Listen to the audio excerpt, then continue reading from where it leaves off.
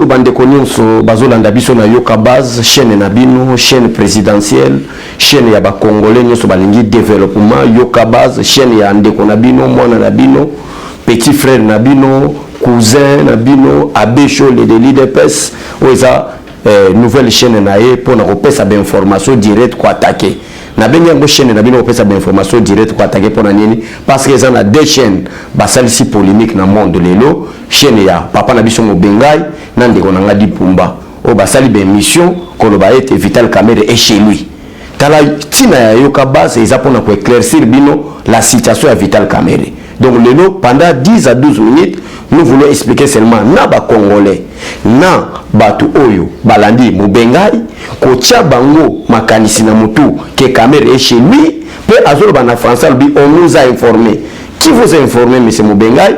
Qui vous a informé, mon frère Punga? N'a pas sa peuple congolais panique. Kamerhe est bel et bien arrêté, peuple congolais. L'affaire, il y a détournement des deniers publics. Et récemment, nous avons Roseline Mbombo. A outi ko koma na mbonjimai, place wa koma na mbonjimai, batika na ko bongisa même pas maison préfabriquée. Et si aujourd'hui Kamerhe est aux arrêts, pas en tant que directeur du cabinet, ou bakaye directeur du cabinet chef de l'État pour détourner mon yabaja pe cadre de la présidence, non. Mais Vital Kamerhe a arrêté parce qu'il était le coordonnateur national. Il y a programme, il y a 100 jours, il y a chef de l'État. Ba preuve, ezalaki palpable, ba preuve, ezalaki partout. Oyo Kamerhe ba bandi dossier na ye, na parquet ya cour d'appel Matete. Ale batindi na juridiction ya résidence na Gombe na tribunal la Gombe du Gombe nde ezalaki ko sambisa ye. Mais to yena tongo alelo pour la rotaille sa peuple congolais que ezana ba chaîne mususu et sengeli bo se désabonner na bino. Ezana ba chaîne mususu bigeno à partir chaîne oyo na ko za ba information. Wana ezali ba fausse information. Nani a yebite que dossier à Vital Kamerhe balinga ba traitant le 18. Les notes aux le 20. Donc avant-hier vendredi, balinga qui ne appelle. Dossier Kamerhe ça en appel. N'appel ba qu'on a reporter toujours pour le 2 octobre. Mais elle va quoi pour le 2 octobre. Ba avocat Vital Kamerhe ba balbike ba singler liberté provisoire. Maintenant nous sommes à la 12e demande de liberté provisoire à Vital Kamerhe. Peuple congolais partout na bato balanda ki Mobengai. Na bato balanda ki di Pumba. Na bato balanda ba journaliste mususu o ba confirmer que Vital Kamerhe a libanda. Mais par quel miracle Vital Kamerhe a obima libanda? Vital Kamerhe a été condamné par la justice, ce que vous allez libérer, à vous allez libérer par la justice. Tout ça, mboka moko boiteke, et ça mboka moko ya baventurier, oh mparo ko sa moto na prison lelo na régime Félix Tshisekedi, kaka na kafouillage boye babimisi azoni na ndaku na katimini boye babimisi babatiye abimi libanda moko. Non, ça ne se passe pas comme ça. Aujourd'hui, je vous informe et je confirme, j'affirme que Vital Kamerhe a aussi demandé à l'avocat, 12e demande, il y a liberté provisoire. On va répondre au lobby. Déjà, le ministère public a rejeté en lobby, pas question, il y a repéré liberté provisoire. Et place au Bamema qui est dans centre Nganda. Na tel ce qui dit non, même dans Savoie Congo, que demande de liberté à 12e fois parce que le procureur est déjà contesté en haut. Parce que soit 10 ans, na 12e demande de liberté azo senga na kati kola pona ko tali sabato ete abima libanda mboka kende ko soins médicaux. Mais à l'heure actuelle tant ba docteur ba kiti vendredi kota la soins médicaux na ye. Balubi il se porte mieux. Azamalamu. Alors procureur a pesi barkimane qu'on va pas question liberté, il y a liberté provisoire na moto a détourné mbongo ya peuple congolais. Mais chose étonnante, chose grave. Oh bisoto komona, toujours mona été ba journaliste d'abord Mobengai il n'a confiance na été. Ça n'engage que moi.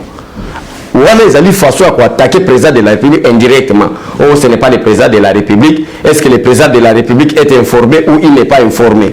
Mobengai, donc toi, tu es informé plus que le président de la République. Le président de la République a des services de renseignement.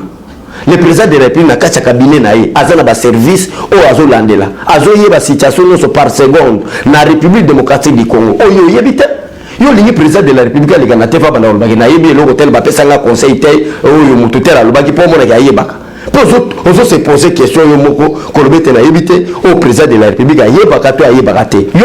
comme conseiller chef de l'État pour avoir information na information le couteau ça Donc peuple congolais ceux qui direct mbalamoko na yoka base TV pour la rota sabino ke babiloko biloko yoki na le Congo est à nous ya journaliste mobenga na habité sur les analystes politiques pour na comment mona azap kutona caméra te a vu téléphone ya tiana ndaku azo banda ota boti ala nga ba light bo sala nga boy nyoso na yebi azo comprendre te mais pour na rota sa peuple congolais lelo na ye pour na lobela mobenga te lelo na ye pour na tali sa peuple congolais o bazana souci ya mboka na bango o bazana posa ya mboka na bango ekende liboso o bazala na information tango zoleka baza agité chaque fois na yebisa bino bozala agité te pourquoi na yebisa bino bozala agité te na yebisa bino bozala agité te parce que na yebi be na kati ya média na kati ya ba chaîne ezala ba chaîne ya YouTube ezala ba chaîne locale majorité ba tu travaille pour Kabila parce que ezala ba chaîne créée pour na Kabila pour na la promotion na ye alors ba comprendre que le peuple congolais a commis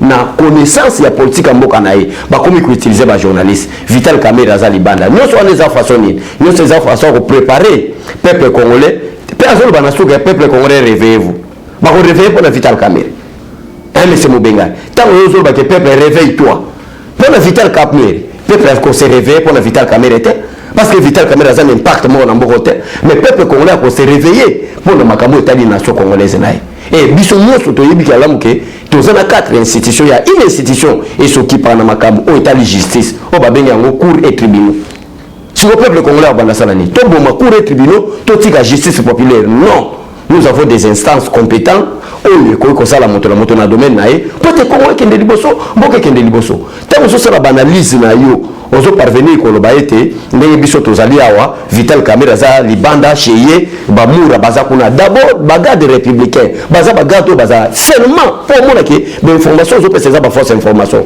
bagade même directeur cabinet ngaza wana bagade républicain baza la pona ete les gardes républicains ils a bagade rapproché à commandant suprême il y a président de la République, garant de la nation. Ils ont battu la kaka, il y a président de la République, ils ont battu la famille, ils ont battu la moitié, ils ont battu Mobiba.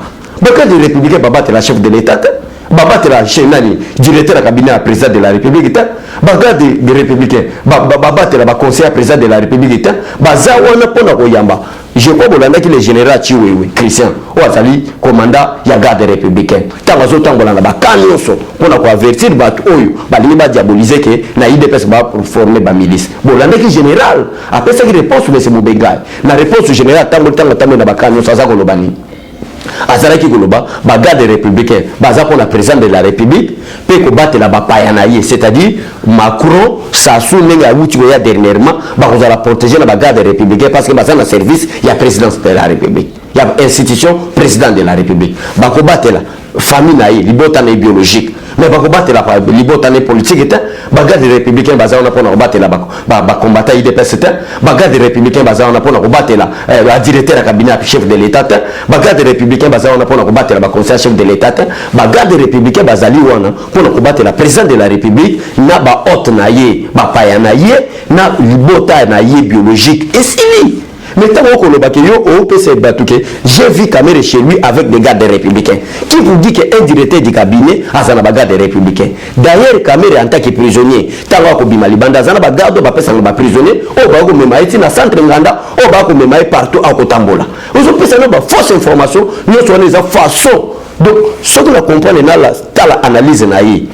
Analyse na yo ozo sala comme si ozo épargner chef de l'État mais ali façon mo ba pesi bino ba nouvelle stratégie na bino ezanine bon banda semer peuple congolais que Félix Tshisekedi azo ko travailler te tala caméra za libanda et puis ozo sala analyse ozo ba ke na ba politicien baza ba makambo d'intérêt na IDPS c'est makambo d'intérêt à IDPS te na IDPS c'était les intérêts de l'IDPS seulement mais les lelo ba combattants so bazo musala au détriment peuple congolais. Mais ce qui est le cabinet chef de l'État, le président Félix Tshisekedi a salé l'équilibre national. Bah, oyo baza même, bata IDPST, baza nommé. Bah, oyo baza même, bata société civile, baza nommé.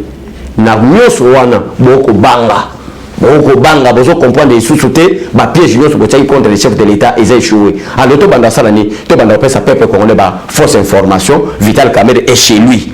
Donc, je confirme, na peuple congolais bazolanda biso na zela yoka base TV que Vital Kamerhe n'est pas chez lui. Vital Kamerhe est bel et bien prison, bel et bien na prison, mais na stratégie que azona basoins médicaux na kati basoins médicaux na Vital Kamerhe sala comme stratégie pour te babimse libanda tango à introduire une autre demande de la liberté provisoire ba libérer ba basoins d'Izazobela mais ba docteur assudi ba docteur compétent ba kitaki ba traiter nous autres Vital Kamerhe za kolongono to ko kita na terrain pour mona ndenge Vital Kamerhe azongi boloko oh nous tantôt ba mususu ba leka na ba télévision ba lobi na leki pa na mona na venu Uganda na Gombe na banamura mais ça c'est quelle comédie so moni que tu n'as rien parlé taisez-vous.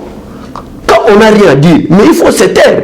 Quand on ne comprend pas, il faut se taire que de parler. Parce que vous allez parler de bêtises, on peut s'aimer, blessure, on peut s'aimer, défiance, le mitem, congolais, belé.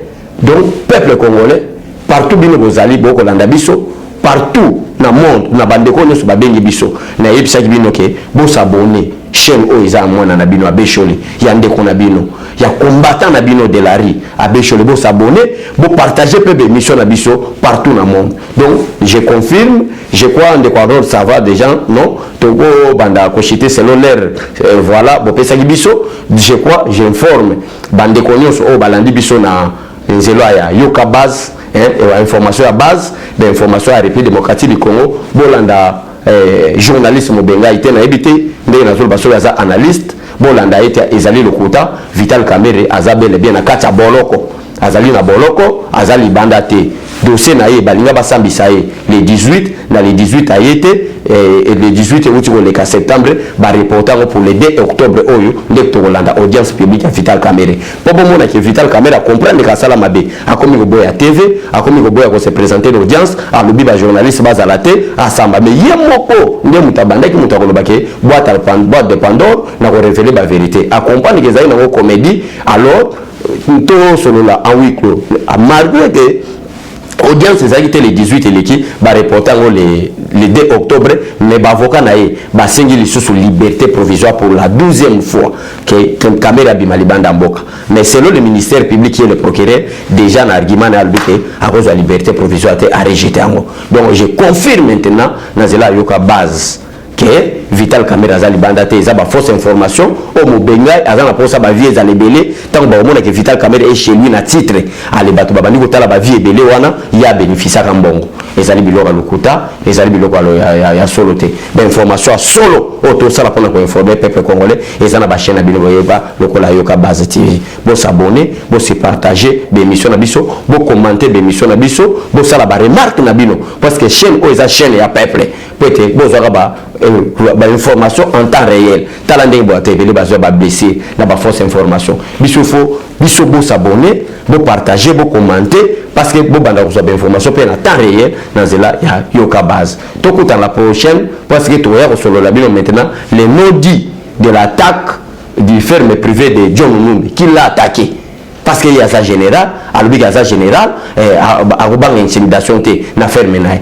nani attaqué sikoyo tokei na no siège na minute zoloba tokei na siège lelo parce que les ali porte ouverte lelo pour landa biso na nzela basangwa Congo pour na kutalisa bino ba porte ouverte ngo ezali ndenge nini l'État IDPS depuis 1982 batu bakufaki impact nini ezalaki wana tolongwe 82 tokomi espace 90 na conférence na souveraine batu bakufaka ne pas Mobutu tolongi état 90 tokomi espace 97 na entra FDL batu bakufaka tolongwe espace 97 tokomi na 2001 na coup d'état Joseph Kabila batu bakufaka nde yango la babeni yango journée porte ouverte botika malam abiso tokepe kuna merci na madame Jacqueline Elungu madame Prudence Mbombo moi si ya Roi Mabi maman Élysée moi si ya Roi Mabi président Chikito Mushashino bozali ebele bandeko vraiment moi to tang ezali émission politique nzamba pate la bino apambo la bino ndenge bozo s'abonner pe bozo partager émission la biso au revoir peut tout le monde na siège pour la porte ouverte le 20 septembre alelo bye bye et au revoir.